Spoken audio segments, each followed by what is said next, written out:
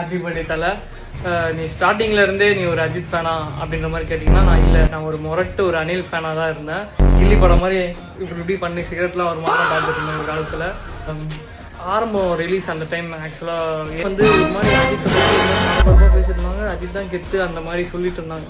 நீ யார் ஃபேன்ரா அப்படின்ற மாதிரி என்கிட்ட ஒரு அண்ணன் கேட்டேன். நானும் அஜித் ஃபேன் தானா அப்படின்னு நான் சொல்லிட்டேன். அதுக்கப்புறம் அஜித் படம் ஃபுல்லாக போய் பார்க்க ஆரம்பிக்கிறேன். ஒரு பயங்கரமாக இருந்துச்சு. நானும் அஜித் ஃபேனாக மாறிட்டேன். மறக்க முடியாத ஒரு FTFS எக்ஸ்பீரியன்ஸை பற்றி நான் ஷேர் பண்ண போகிறேன்.